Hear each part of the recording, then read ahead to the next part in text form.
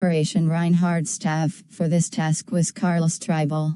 He and his men visited the POW camps and recruited Ukrainian, Latvian, and Lithuanian volunteers, Hilfsweij, or HUIS, who were screened on the basis of their anti-communist and hence almost invariably anti-Semitic sentiments, offered an escape from probable starvation, and promised that they would not be used in combat against the Soviet army. These volunteers were taken to the SS camp at Troniki for training. Under German SS officers and ethnic German non-commissioned officers, they were formed into units on the basis of nationality. Alongside the order police, they constituted the second major manpower pool from which Plebeknik would form his private armies for the ghetto clearing campaign. The first murderous onslaught against Lublin Jewry began in mid-March 1942 and continued until mid-April.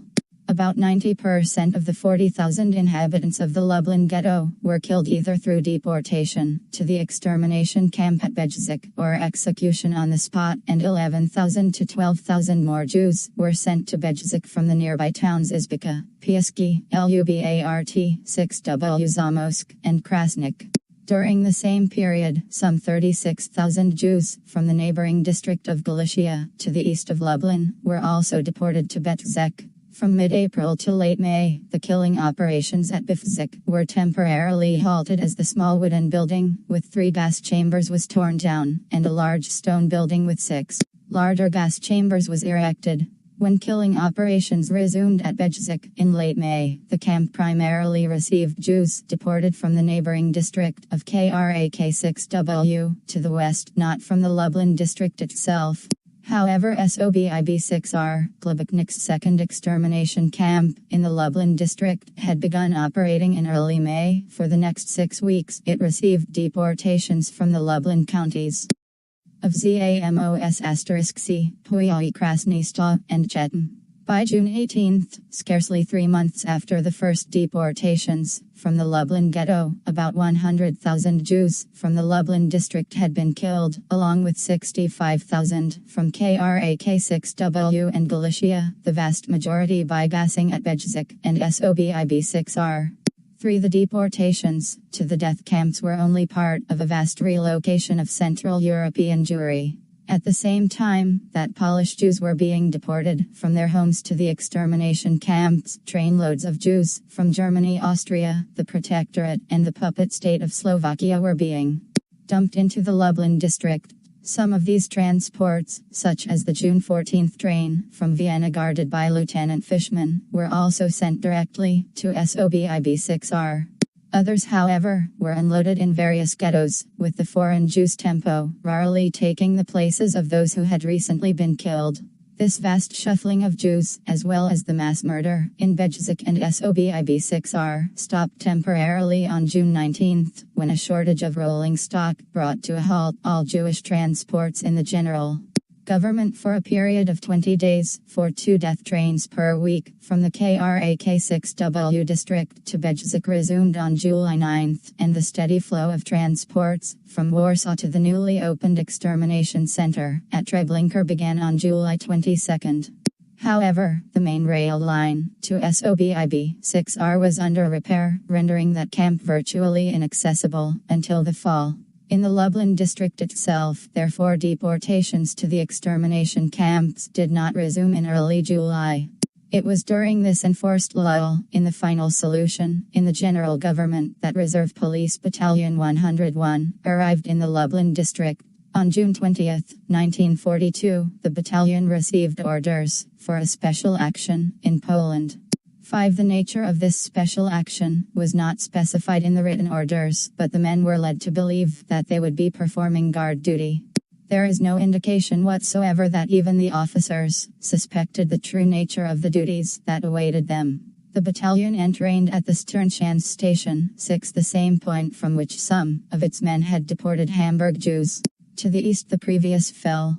It arrived in the Polish town of Zamość in the southern part of the Lublin district on June 25. 5 days later the battalion headquarters was shifted to Bitgrai, and various units of the battalion were quickly stationed in the nearby towns of Frampol, Tarnograd, ULAN 6W, Turobin and Wysocki, as well as the more distant ZAKRZ-6W7. Despite the temporary lull in the killing, SS and police leader Odilo Gluboknik and his Operation Reinhard staff were not about to allow the newly arrived police battalion to remain entirely inactive in regard to the Lublin Jews. If the killing could not be resumed, the process of consolidating the victims in transit ghettos and camps could be. For most of the policemen of Reserve Police Battalion 101, the searing memory of the subsequent action in Jv blotted out lesser events that had occurred during their 4-week stay south of Lublin.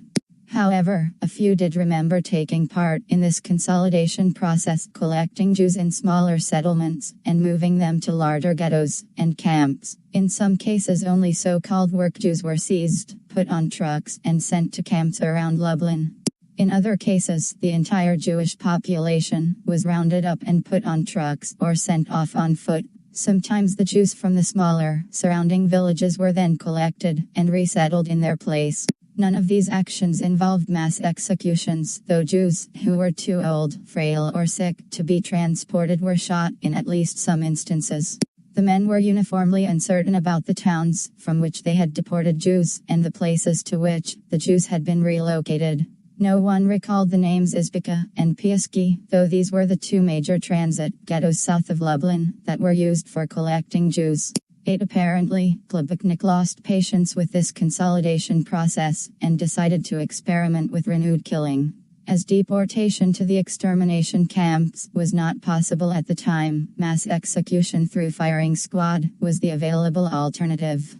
Reserve Police Battalion 101 was the unit to be tested. Initiation to mass murder. The Joseph O. massacre. It was probably on July 11 that Gluboknik or someone on his staff contacted Major Trapp and informed him that Reserve Police Battalion 101 had the task of rounding up the 1,800 Jews in J6ZEF6W, a village about 30 kilometers slightly south and east of Belgrade. This time, however, most of the Jews were not to be relocated. Only the male Jews of working age were to be sent to one of Gluboknik's camps in Lublin. The women, children, and elderly were simply to be shot on the spot. Trapp recalled the units that were stationed in nearby towns. The battalion reassembled in Tigray on July 12, with two exceptions. The 3rd Platoon of 3rd Company, including Captain Hoffman, stationed in Zakarzo, as well as a few men of 1st Company already stationed in J6ZEF6W. Trapp met with 1st and 2nd Company commanders, Captain Wolof and Lieutenant Nade, and informed them of the next day's task. One Trapp's adjutant, 1st Lieutenant Hagen, must have informed other officers of the battalion, for Lieutenant Heinz Buchmann learned from him the precise details of the pending action that evening. Buchmann, then 38 years old, was the head of a family lumber business in Hamburg. He had joined the Nazi Party in May 1937. Drafted into the Order Police in 1939, he had served as a driver in Poland. In the summer of 1940 he applied for a discharge. Instead he was sent to officer training and commissioned as a reserve lieutenant in November 1941. He was given command of the 1st Platoon of 1st Company in 1942. Upon learning of the imminent massacre, Buchmann made clear to Hagen that as a Hamburg businessman and reserve lieutenant, he would in no case participate in such an action in which defenseless women and children are shot. He asked for another assignment. Hagen arranged for Buchmann to be in charge of the escort for the male work Jews who were to be selected out and taken to Lublin. To his company captain, Wolof, was informed of Buchmann's assignment, but not the reason for it. The men were not officially informed, other than that they would be awakened early in the morning for a major action involving the entire battalion. But some had at least a hint of what was to come. Captain Wolof told a group of his men that an extremely interesting task awaited them the next day. For another man, who complained that he was being left behind to guard the barracks, was told by his company adjutant, "Be happy that you don't have to come. You'll see what happens." 5 Sergeant Heinrich Steinmetz * warned his men of 3rd Platoon, 2nd Company, that he didn't want to see any cowards. 6 additional ammunition was given out. 7-1 policeman reported that his unit was given whips, which led to rumors of a Judan Action 8. No one else, however, remembered whips. Departing from Bertgray, around 2 a.m. the truck convoy arrived in J6ZEF6W just as the sky was beginning to lighten. Trapp assembled the men in a half circle and addressed them. After explaining the battalion's murderous assignment, he made his extraordinary offer. Any of the older men who did not feel up to the task that lay before them could step out. Trapp paused, and after some moments one man from 3rd Company, Otto Julius Skimk, stepped forward. Captain Hoffman, who had arrived in J6ZEF6W directly from ZAKRZ6W with the 3rd Platoon of 3rd Company and had not been part of the officers' meetings in Bertgray the day before, was furious that one of his men had been the first to break ranks. Hoffman began to berate Skimk, but Trapp cut him off. After he had taken Skimk under his protection, some 10 or 12 other men stepped forward as well. They turned in their rifles, and were told to await a further assignment from the Major. 9 Trapp then summoned the company commanders, and gave them their respective assignments. The orders were relayed by the 1st Sergeant, Kammer * to 1st Company, and by Nade and Hoffman, to 2nd and 3rd Companies. 2 platoons of 3rd Company were to surround the village. 10 the men were explicitly ordered to shoot anyone trying to escape. The remaining men were to round up the Jews and take them to the marketplace. Those too sick or frail to walk to the marketplace, as well as infants and anyone offering resistance or attempting to hide, were to be shot on the spot. Thereafter, a few men of 1st Company were to escort the work Jews who had been selected at the marketplace, while the rest of 1st Company was to proceed to the forest to form the firing squads. The Jews were to be loaded onto the battalion trucks by 2nd Company and 3rd Platoon of 3rd Company and shuttled from the marketplace to the forest. 11 After making the assignments, Trapp spent most of the day in town, either in a schoolroom converted into his headquarters, at the homes of the Polish mayor and the local priest, at the marketplace, or on the road to the forest. 12 But he did not go to the forest itself, or witness the executions. His absence there was conspicuous. As one policeman bitterly commented, Major Trapp was never there. Instead he remained in J6ZEFBW, because he allegedly could not bear the sight. We men were upset about that, and said we couldn't bear it either. L3 Indeed, Trapp's distress was a secret to no one. At the marketplace one policeman remembered hearing Trapp say, "Oh God, why did I have to be given these orders?" as he put his hand on his heart. 14 Another policeman witnessed him at the schoolhouse. "Today I can still see exactly before my eyes Major Trapp there in the room pacing back and forth with his hands behind his back. He made a downcast impression and spoke to me. He said something like, 'Man, such jobs don't suit me.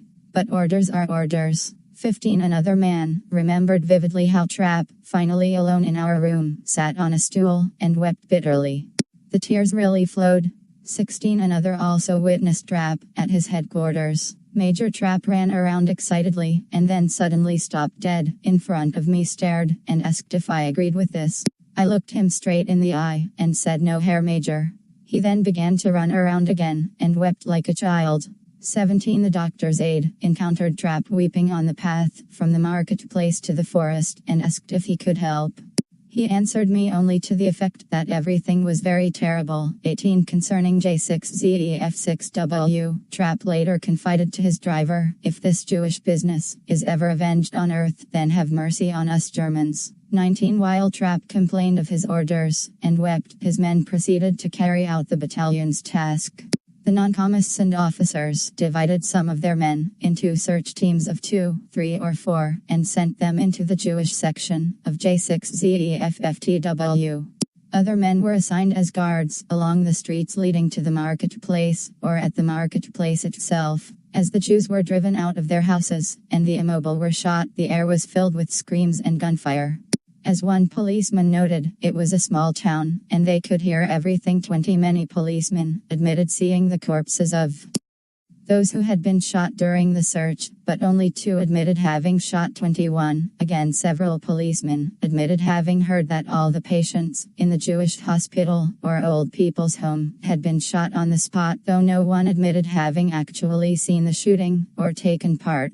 22. The witnesses were least agreed on the question of how the men initially reacted to the problem of shooting infants. Some claimed that along with the elderly and sick, infants were among those shot and left lying in the houses, doorways, and streets of the town. 23. Others, however, stressed quite specifically that in this initial action, the men still shied from shooting infants during the search and clearing operation. One policeman was emphatic that among the Jews shot in our section of town, there were no infants or small children. I would like to say that almost tacitly everyone refrained from shooting infants and small children. In J6ZEF 6W as later, he observed even in the face of death, the Jewish mothers did not separate from their children. Thus we tolerated the mothers taking their small children to the marketplace in J6ZEF 6W. 24. Another policeman likewise noted that tacitly, the shooting of infants and small children was avoided by almost all the men involved. During the entire morning I was able to observe that, when being taken away, many women carried infants in their arms and led small children by the hand. 25. According to both witnesses, none of the officers intervened when infants were brought to the marketplace.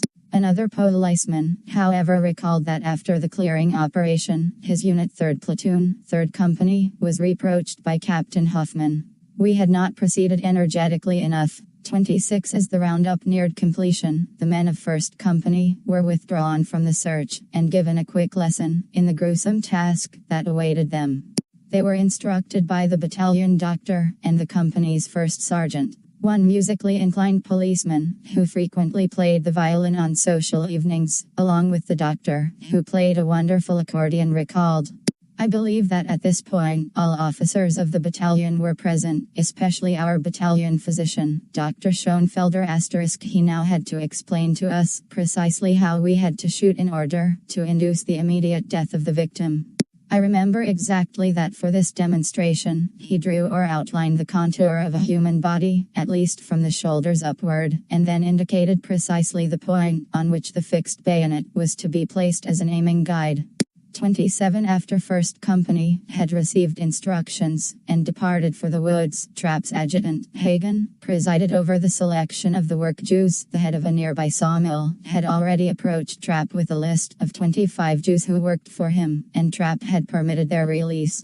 28. Through an interpreter, Hagen now called for craftsmen and able-bodied male workers. There was unrest as some 300 workers were separated from their families. 29. Before they had been marched out of J6ZEF 6W on foot, the first shots from the woods were heard. After the first salvos, a grave unrest grew among these craftsmen, and some of the men threw themselves upon the ground weeping. It had to have become clear to them at this point that the families they had left behind were being shot. 3. Lieutenant Buchmann and the Luxembourgers in 1st Company marched the workers a few kilometers to a country loading station on the rail line. Several train cars, including a passenger car, were waiting. The work Jews and their guards were then taken by train to Lublin, where Buchmann delivered them to a camp. According to Buchmann, he did not put them in the notorious concentration camp at Majdanek but in another camp instead. The Jews were not expected, he said, but the camp administration was glad to take them. Buchmann and his men returned to Bitgora the same day. 31. Meanwhile, 1st Sergeant Kammer had taken the initial contingent of shooters in 1st Company to a forest several kilometers from J6ZEF 6W. The trucks halted on a dirt road that ran along the edge, at a point where a pathway led into the woods. The men climbed down from their trucks and waited. When the first truckload of 35 to 40 Jews arrived, an equal number of policemen came forward and face to face were paired off with their victims. Led by Kammer, the policemen and Jews marched down the forest path. They turned off into the woods at a point indicated by Captain Wolof, who busied himself throughout the day selecting the execution sites. Kammer then ordered the Jews to lie down in a row. The policemen stepped up behind them, placed their bayonets on the backbone, above the shoulder blades, as earlier instructed, and on camera's orders, fired in unison. In the meantime, more policemen of 1st Company had arrived at the edge of the forest to fill out a second firing squad. As the first firing squad marched out of the woods to the unloading point, the second group took their victims along the same path into the woods. Wolof chose a site a few yards farther on so that the next batch of victims would not see the corpses from the earlier execution. These Jews were again forced to lie face down in a row, and the shooting procedure was repeated. Thereafter, the pendulum traffic of the two firing squads in and out of the woods continued throughout the day. Except for a midday break, the shooting proceeded without interruption until nightfall.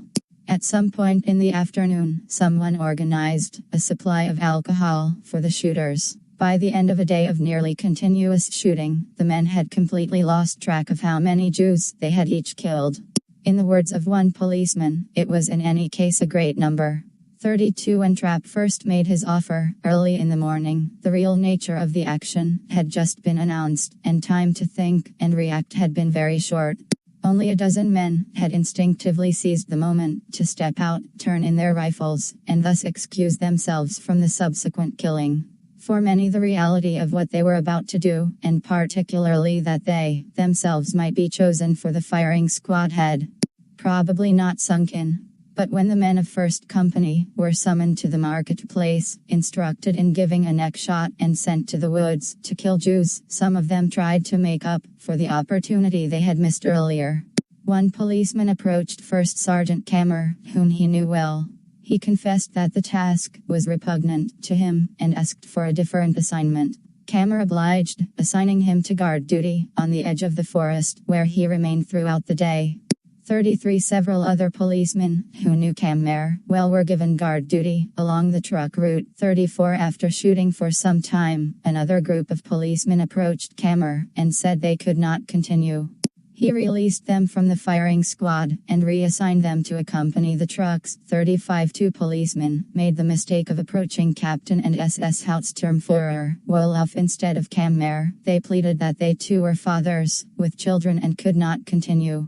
Wolof curtly refused them, indicating that they could lie down alongside the victims. At the midday pause, however, Kammer relieved not only these two men but a number of other older men as well. They were sent back to the marketplace, accompanied by a non-commissioned officer, who reported to Trapp. Trapp dismissed them from further duty, and permitted them to return early to the barracks in Biagrai. 36. Some policemen, who did not request to be released from the firing squads, sought other ways to evade.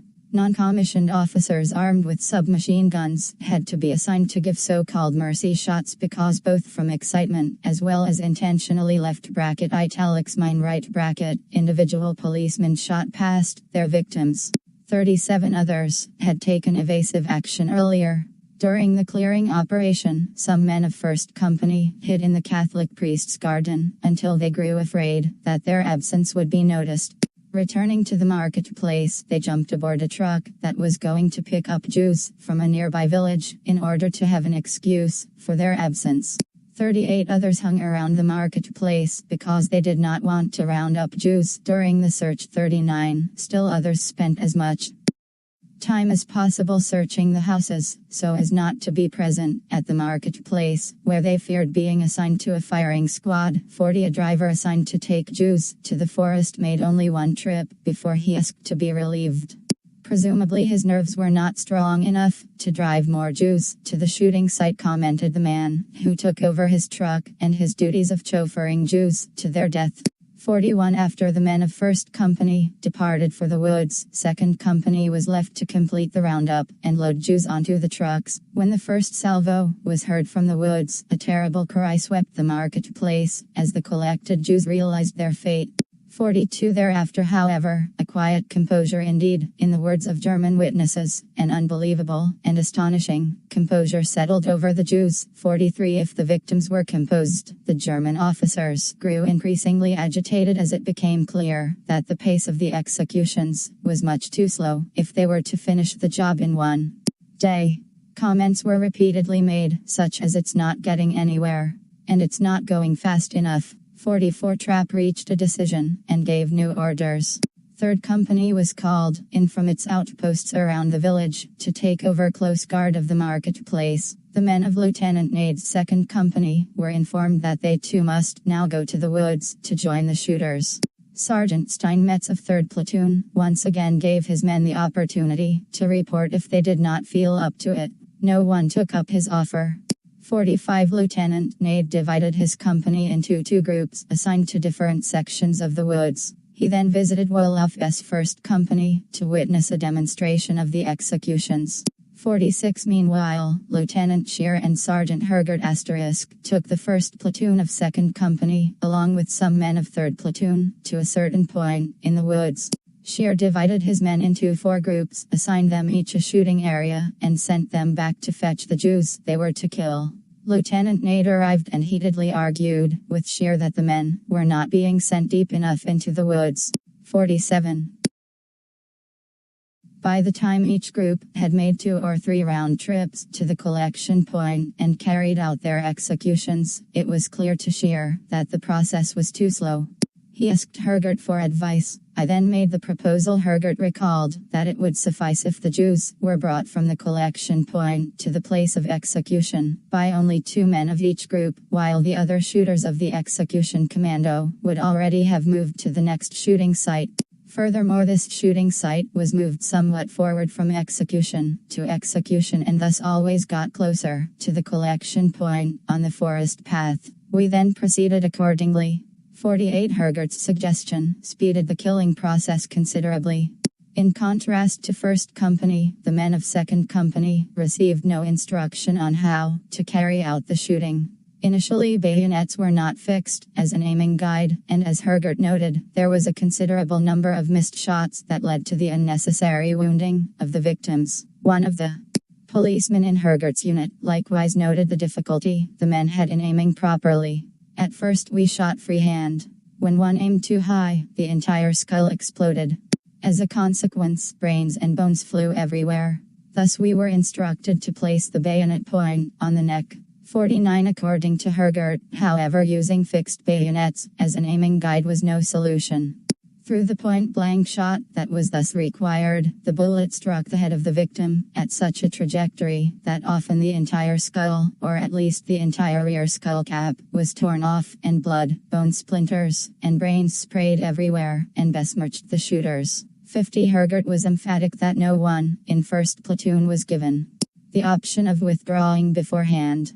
But once the executions began and men approached either him or Shear because they could not shoot women and children, they were given other duties. 51 This was confirmed by one of his men.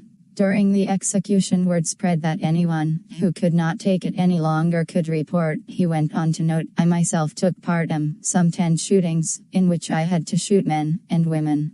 I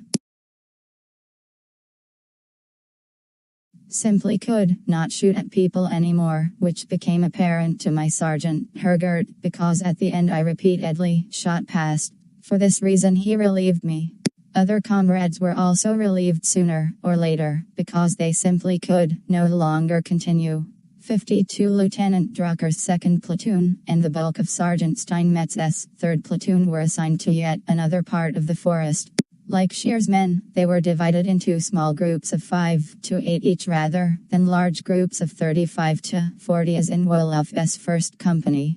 The men were told to place the end of their carbines on the cervical vertebrae at the base of the neck, but here too the shooting was done initially without fixed bayonets as a guide. 53 The results were horrifying. The shooters were gruesomely besmirched with blood, brains, and bone splinters. It hung on their clothing. 54 When dividing his men into small groups of shooters, Drucker had kept about a third of them in reserve. Ultimately everyone was to shoot, but the idea was to allow frequent relief and cigarette breaks. 55 With the constant coming and going from the trucks, the wild terrain, and the frequent rotation, the men did not remain in fixed groups. 56 The confusion created the opportunity for work slowdown and evasion. Some men who hurried at their task shot far more Jews than others, who delayed as much as they could. 57 After 2 rounds, one policeman simply slipped off and stayed among the trucks on the edge of the forest. 58 Another managed to avoid taking his turn with the shooters altogether. It was in no way the case that those who did not want to or could not carry out the shooting of human beings with their own hands could not keep themselves out of this task. No strict control was being carried out here. I therefore remained by the arriving trucks and kept myself busy at the arrival point. In any case, I gave my activity such an appearance. It could not be avoided that one or another of my comrades noticed that I was not going to the executions to fire away at the victims. They showered me with remarks, such as sheethead and weakling, to express their disgust, but I suffered no consequences for my actions. I must mention here that I was not the only one who kept himself out of participating in the executions. 59 By far, the largest number of shooters at Defo, who were interrogated after the war, came from the 3rd Platoon of 2nd Company. It is from them that we can perhaps get the best impression of the effect of the executions on the men, and the dropout rate among them, during the course of the action. Hans Dettelmann *, a 40-year-old barber, was assigned by Drucker to a firing squad. It was still not possible for me to shoot the first victim at the first execution, and I wandered off and asked Lieutenant Drucker to be relieved. Dettelmann told his lieutenant that he had a very weak nature, and Drucker let him go. 60 Walter Niehaus *, a former Riemsma cigarette sales representative, was paired with an elderly woman for the first round. After I had shot the elderly woman, I went to Tony Anton Bentheim *, his sergeant and told him that I was not able to carry out further executions. I did not have to participate in the shooting anymore. My nerves were totally finished from this one shooting. 61 For his first victim, August Zorn * was given a very old man. Zorn recalled that his elderly victim could not or would not keep up with his countrymen because he repeatedly fell and then simply lay there. I regularly had to lift him up and drag him forward. Thus I only reached the execution site when my comrades had already shot their Jews. At the sight of his countrymen who had been shot, my Jew threw himself on the ground and remained lying there. I then cocked my carbine and shot him through the back of the head, because I was already very upset from the cruel treatment of the Jews during the clearing of the town, and was completely in turmoil. I shot too high. The entire back of the skull of my Jew was torn off and the brain exposed. Parts of the skull flew into Sergeant Steinmetz's face. This was grounds for me, after returning to the truck, to go to the first sergeant and ask for my release. I had become so sick that I simply couldn't anymore. I was then relieved by the first sergeant. 62 Georg Kageler *, a 37-year-old tailor, made it through the first round before encountering difficulty. After I had carried out the first shooting, and at the unloading point was allotted a mother with daughter as victims for the next shooting, I began a conversation with them, and learned that they were Germans from Kassel, and I took the decision not to participate further in the executions. The entire business was now so repugnant to me that I returned to my platoon leader, and told him that I was still sick, and asked for my release. Kageler was sent to guard the marketplace. 63 Neither his pre-execution conversation with his victim, nor his discovery that there were German Jews in J6ZEF6W was unique. Skimk, the man who had first stepped out, encountered a Jew from Hamburg in the marketplace, as did a second policeman. 64 Yet another policeman remembered that the first Jew he shot was a decorated World War I veteran from Bremen, who begged in vain for 65 mercy. Franz Kassenbaum *, who during his official interrogation had denied remembering anything about the killing of Jews in Poland, suddenly appeared uninvited at the office of the Hamburg State Prosecutor, investigating Reserve Police Battalion 101.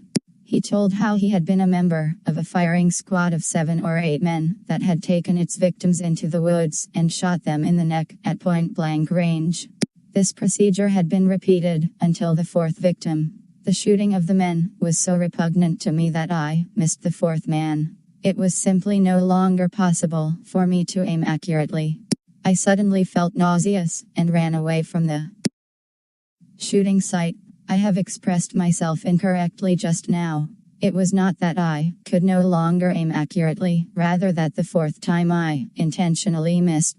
I then ran into the woods, vomited, and sat down against a tree. To make sure that no one was nearby, I called loudly into the woods because I wanted to be alone. Today I can say that my nerves were totally finished. I think that I remained alone in the woods for some 2 to 3 hours. Kassenbaum then returned to the edge of the woods and rode an empty truck back to the marketplace. He suffered no consequences. His absence had gone unnoticed because the firing squads had been all mixed up and randomly assigned. He had come to make this statement, he explained to the investigating attorney, because he had had no peace since attempting to conceal the shooting action. 66. Most of those who found the shooting impossible to bear quit very early. 67. But not always. The men in one squad had already shot 10 to 20 Jews each when they finally asked to be relieved. As one of them explained, I especially asked to be relieved because the man next to me shot so impossibly. Apparently he always aimed his gun too high, producing terrible wounds in his victims. In many cases, the entire backs of victims' heads were torn off so that the brains sprayed all over. I simply couldn't watch it any longer. 68. At the unloading point, Sergeant Bentham watched men emerge from the woods, covered with blood and brains, morale shaken and nerves finished. Those who asked to be relieved he advised to slink away to the marketplace. 69. As a result, the number of policemen gathered on the marketplace grew constantly. 70. As with First Company, alcohol was made available to the policemen under Drucker and Steinmetz, who stayed in the forest and continued shooting. 71. As darkness approached at the end of a long summer day, and the murderous task was still not finished, the shooting became even less organized and more hectic. 72. The forest was so full of dead bodies that it was difficult to find places to make the Jews lie down. When darkness finally fell, about 9 p.m., some 17 hours after Reserve Police Battalion 101 had first arrived on the outskirts of J6ZEF-6W, and the last Jews had been killed, the men returned to the marketplace and prepared to depart for Bifgrai. 74. No plans had been made for the burial of the bodies, and the dead Jews were simply left lying in the woods. Neither clothing nor valuables had been officially collected, though at least some of the policemen had enriched themselves with watches, jewelry, and money taken from the victims. 75. The pile of luggage the Jews had been forced to leave at the marketplace was simply burned. 76. Before the policemen climbed into their trucks and left J6ZEF-6W, a 10-year-old girl appeared, bleeding from the head. She was brought to Trapp, who took her in his arms and said, "You shall remain alive." 77. When the men arrived at the barracks in Bifgrai, they were depressed, angered, embittered, and shaken. 78. They ate little, but drank heavily. Generous quantities of alcohol were provided, and many of the policemen got quite drunk. Major Trapp made the rounds, trying to console and reassure them, and again placing the responsibility on higher authorities. 79. But neither the drink nor Trapp's consolation could wash away the sense of shame and horror that pervaded the barracks. Trapp asked the men not to talk about it. 80. But they needed no encouragement in that direction. Those who had not been in the forest did not want to learn more. 81. Those who had been there likewise had no desire to speak, either then or later. By silent consensus, within Reserve Police Battalion 101, the J6ZEF-6W massacre was simply not discussed. The entire matter was a taboo. 82. But repression during waking hours could not stop the nightmares. During the first night back from J6ZEF-6W, one policeman awoke firing his gun into the ceiling of the barracks. 83. Several days after J6ZEF-6W, the battalion, it would seem, narrowly missed participation in yet another massacre. Units of 1st and 2nd Company, under Trapp and Wolof, entered Alexandrod, a so-called street village composed of houses, strung out along the road 12 kilometers west of J6ZEF-6W. Small number of Jews was rounded up, and both the policemen and the Jews feared that another massacre was imminent. After some hesitation, however, the action was broken off, and Trapp permitted the Jews to return to their houses. One policeman remembered vividly how individual Jews fell on their knees before Trapp and tried to kiss his hands and feet. Trapp, however, did not permit this and turned away. The policeman returned to Belgrade with no explanation for the strange turn of events.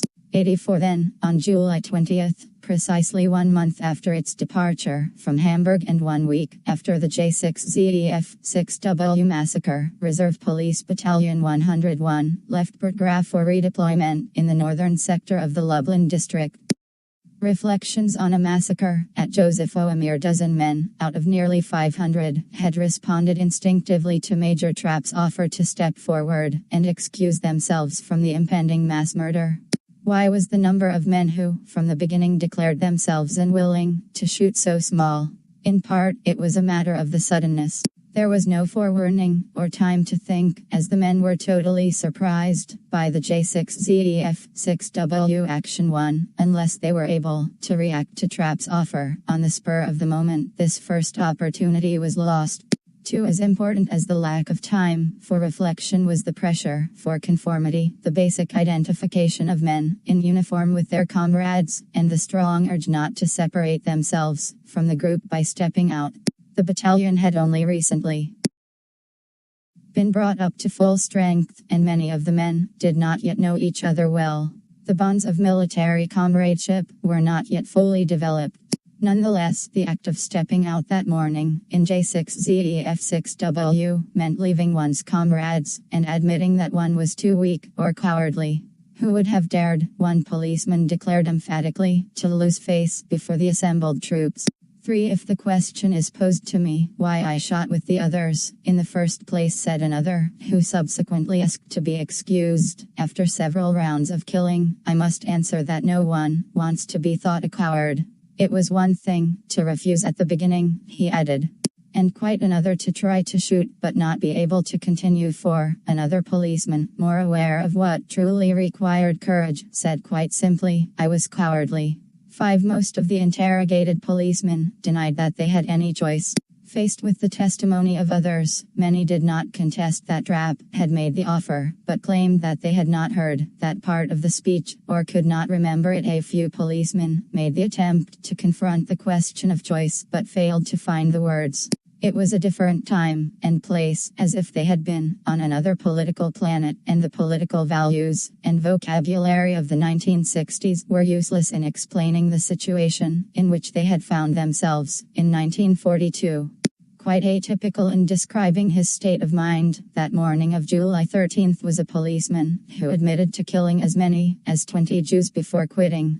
I thought that I could master the situation, and that without me, the Jews were not going to escape their fate anyway. Truthfully, I must say that at the time, we didn't reflect about it at all.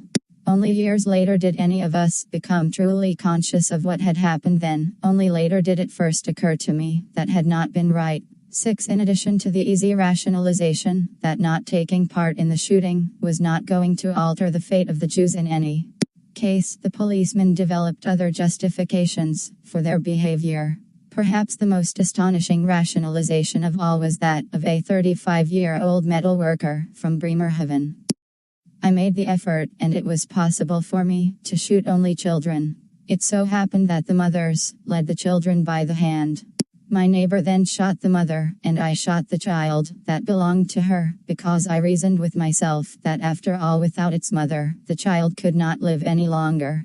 It was supposed to be, so to speak, soothing to my conscience to release children unable to live without their mothers. 7 *. The full weight of this statement, and the significance of the word choice of the former policeman, cannot be fully appreciated unless one knows that the German word for release, erlösen, also means to redeem or save when used in a religious sense. The one who releases is the erlöser, the savior or redeemer.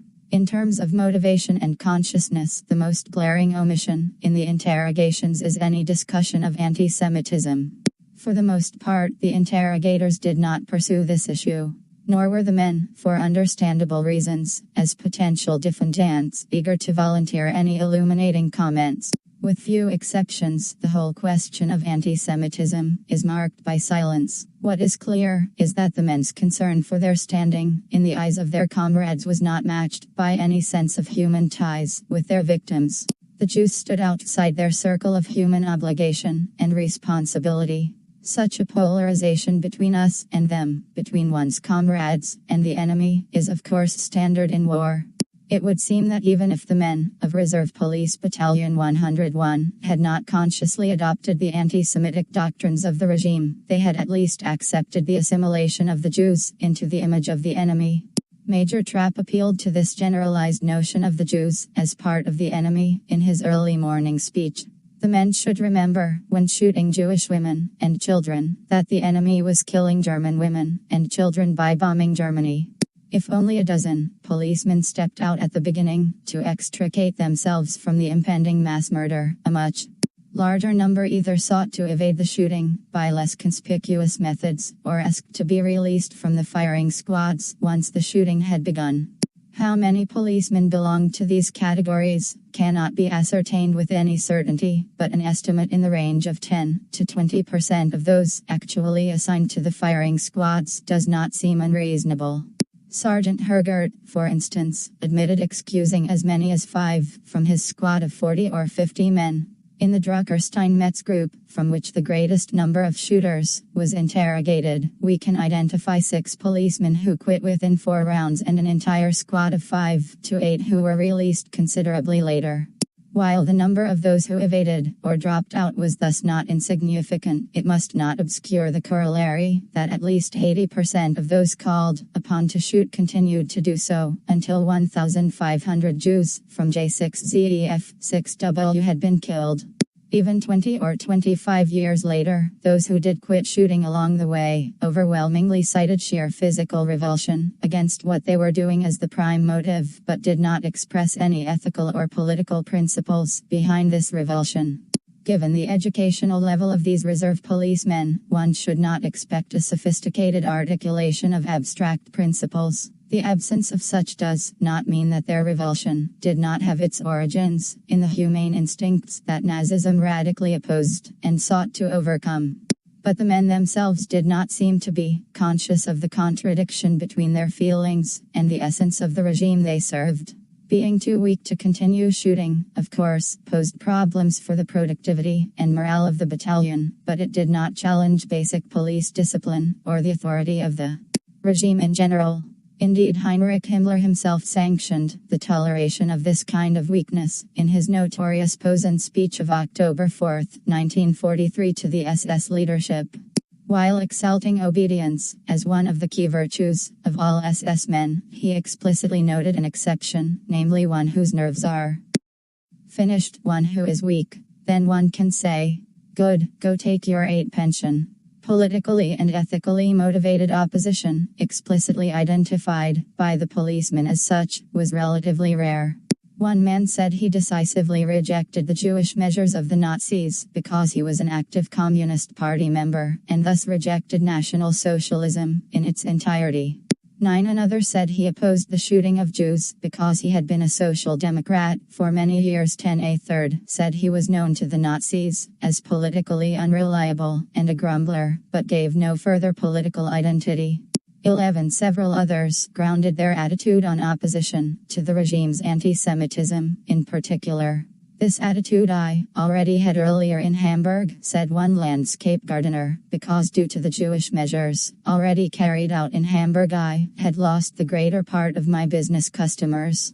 12 Another policeman merely identified himself as a great friend of the Jews, without explaining further. 13 The 2 men who explained their refusal to take part in the greatest detail, both emphasized the fact that they were freer to act as they did because they had no careerist ambitions. One policeman accepted the possible disadvantages of his course of action because I was not a career policeman, and also did not want to become one, but rather an independent skilled craftsman, and I had my business back home. Thus it was of no consequence that my police career would not prosper. 14 Lieutenant Buchmann had cited an ethical stance for his refusal. As a reserve officer and Hamburg businessman, he could not shoot defenseless women and children. But he too stressed the importance of economic independence when explaining why his situation was not analogous to that of his fellow officers. I was somewhat older then, and moreover a reserve officer, so it was not particularly important to me to be promoted or otherwise to advance because I had my prosperous business back home. The company chiefs, on the other hand, were young men and career policemen who wanted to become something. But Buchmann also admitted to what the Nazis would undoubtedly have condemned as a cosmopolitan and pro-Jewish outlook. Through my business experience, especially because it extended abroad, I had gained a better overview of things. Moreover, through my earlier business activities, I already knew J-15Us. The resentment and bitterness in the battalion over what they had been asked to do in Jaffa was shared by virtually everyone, even those who had shot the entire day. The exclamation of one policeman to First Sergeant Kammer of 1st Company that I'd go crazy if I had to do that again expressed the sentiments of many. 16, but only a few went beyond complaining to extricate themselves from such a possibility. Several of the older men, with very large families, took advantage of a regulation that required them to sign a release, agreeing to duty in a combat area. One who had not yet signed refused to do so. Another rescinded his signature. Both were eventually transferred back to Germany. 17. The most dramatic response was again that of Lieutenant Buchmann, who asked Trapp to have him transferred back to Hamburg, and declared that short of a direct personal order from Trapp, he would not take part in Jewish actions. In the end, he wrote to Hamburg, explicitly requesting a recall, because he was not suited to certain tasks alien to the police that were being carried out by his unit in Poland. 18. Buchmann had to wait until November, but his efforts to be transferred were ultimately successful. The problem that faced Trapp and his superiors in Lublin, therefore, was not the ethically and politically grounded opposition of a few, but the broad demoralization shared both by those who shot to the end and those who had not been able to continue. It was above all a reaction to the sheer horror of the killing process itself. If Reserve Police Battalion 101 was to continue to provide vital manpower for the implementation of the final solution in the Lublin district, the psychological burden on the men had to be taken into account and alleviated. In subsequent actions, 2 vital changes were introduced and henceforth, with some notable exceptions, adhered to. First, most of the future operations of Reserve Police Battalion 101 involved ghetto clearing and deportation, not outright massacre on the spot.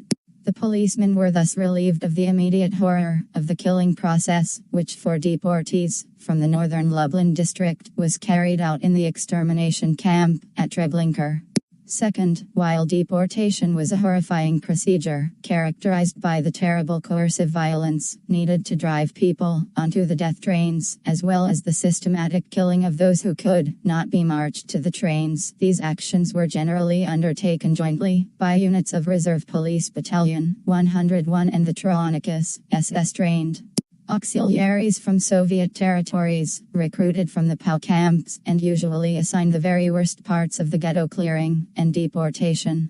Concern over the psychological demoralization resulting from J6ZEF6W is indeed the most likely explanation of that mysterious incident in ALELCZANDR 6W several days later. Probably Trapp had assurance that Trawniki men would carry out the shooting this time, and when they did not show up, he released the Jews his men had rounded up. In short, the psychological alleviation necessary to integrate Reserve Police Battalion 101 into the killing process was to be achieved through a twofold division of labor. The bulk of the killing was to be removed to the extermination camp, and the worst of the on-the-spot dirty work was to be assigned to the Traunicus. This change would prove sufficient to allow the men of Reserve Police Battalion 101 to become accustomed to their participation in the final solution. When the time came to kill again, the policemen did not go crazy. Instead, they became increasingly efficient and calloused executioners. Lomazy. The descent of 2nd Company even before the massacre at Josepho on July 13, orders had already been given for a redeployment of the police battalions in the Lublin district. 1. The district was divided into northern, central, and southern security sectors. Reserve Police Battalion 101 was assigned to the northern sector, which encompassed, from west to east, the counties Kreis of Kutayradzhia and BFC Podlaska. Lieutenant Nade's 2nd Company was assigned Biala Podlaska, and Nade stationed his company staff in the county seat of Bieda. First platoon was divided between Piszak and Tuchna to the southeast, while second platoon was at Wishness due south. Third platoon was stationed in Perchu, to the southwest, actually in the neighboring county of Radzin. The final solution, in the county of Bieda Podlaska, had commenced on June 10, 1942, when 3,000 Jews were deported from Bieda to SOBIB 6R. Hundreds of Jews, from smaller communities, were concentrated in the village of Lomazy, halfway between Bieda and Wishness. Then the murder campaign came to a halt until the arrival of Lieutenant Knade's second company. The Jews of Lomazy were to be the target of Reserve Police Battalion 101's first joint killing action with a unit from Troniki. Second company was to provide the bulk of the manpower for the roundup. The primary function of the Troniki unit was to provide the shooters, thus alleviating the chief psychological burden the German policemen had experienced at J6ZEF6W. In early August, one squad of 3rd Platoon, some 15 to 18 men, was stationed directly in Lomazy, under Sergeant Heinrich Beckemeyer. Grupp Beckemeyer, as it was known, passed several uneventful weeks in a town that was half Polish and half Jewish. Though the Jewish population lived apart from the Poles, the Jewish quarter of town was neither fenced nor guarded. The German policemen were housed in the school in the Jewish quarter. On August 16, only one day before the impending action, Heinrich Beckemeyer in Lomazy received a telephone call from Lieutenant Nade informing him that there would be a Jewish resettlement the next morning, and his men were to be ready at 4 a.m. It was clear to Beckemeyer what this meant. For the same day, Nade summoned Lieutenants Drucker and Scheer to Bia. Allegedly in the presence of an SD officer, he informed them of the next day's action, which was to be carried out in cooperation with the SS. The entire Jewish population was to be shot. 2nd Platoon in nearby Wishness was provided with trucks for a half-hour ride early in the morning. Since no trucks were available for 1st Platoon, horse-drawn Polish farm wagons were commandeered, and the policemen rode all night to reach Lomazy by early morning. 7 in Lomazy. Nade held a meeting with his non-commissioned officers, who received instructions for clearing the Jewish quarter and assembling the Jews in the schoolyard. The NCOs were told that the Huis from Troniki would do the shooting, so the policemen would for the most part be spared. Nonetheless, the roundup was to be conducted as had been done before, which is to say that infants, and the old, sick, and frail who could not be easily taken to the assembly point, were to be shot on the spot. According to one squad leader, however, most children were once again brought to the assembly point. As in J6ZEF6W, the men encountered not only German Jews, but specifically Hamburg Jews during the clearing action. The Jews quickly filled the schoolyard and overflowed into the adjoining sports field. With some shooting, the roundup was finished in a short 2 hours. The 1,700 Jews of Lomazy were then forced to sit and wait. A group of 60 to 70 young men was selected out, given shovels and spades, loaded onto trucks, and driven to the woods. Several of the young Jews jumped from the moving trucks and made good their escape. Another attacked a German corporal, the battalion boxing champion, who promptly knocked his desperate assailant senseless. In the woods, the Jews were set to work digging a mass grave. 9 back in Lomazy, the wait of the doomed Jews and their police guards stretched into hours. Suddenly a contingent of 50 Huis from Troniki marched into town, led by a German SS officer. I can still remember exactly, one policeman testified, that immediately after their arrival, these Tronikists took a break. I saw that in addition to food they also took bottles of vodka out of their packs and drank from them. The SS officer and Nade began drinking heavily as well. Other NCOs also smelled of alcohol, but unlike the two commanders, were not visibly drunk. 10 buttered bread was prepared for the policemen. 11, as the grave digging neared completion, and after the Huis and policemen finished their meal, the 1-kilometer march to death in the forest began. 12 some policemen rode the farmers' wagons to the forest, where they set up a new cordon. 13 others began to march the Jews in groups of 200 or 300 at a time. Those who collapsed on the way were simply shot. 14 This process proved too slow, and the decision was taken to march all the remaining Jews in a single large group. Pieces of rope were collected from the Polish villagers, tied together, and laid on the ground, around the collected Jews. The Jews were then ordered to stand up, lifting the rope that surrounded them, and march toward the forest. Sergeant Tony Bentheim described what followed. The march proceeded extremely sluggishly. Presumably at the front they went too fast, and pulled on the rope, so that at the back end, they bunched together in a giant cluster, and scarcely a Jew could put one foot in front of another. Inevitably people fell, and the group had not even left or had just left the sports field when the first ones to fall were regularly hanging on the rope and being dragged along. Inside the cluster people were even trampled. The Jews who fell in this way and lay on the ground behind the column were ruthlessly driven forward or shot. But even these first shots did not alter the situation, and the cluster of people, bunched together at the end, could not entangle themselves and move forward. As at this point we were without assignment, I alone or with several of my comrades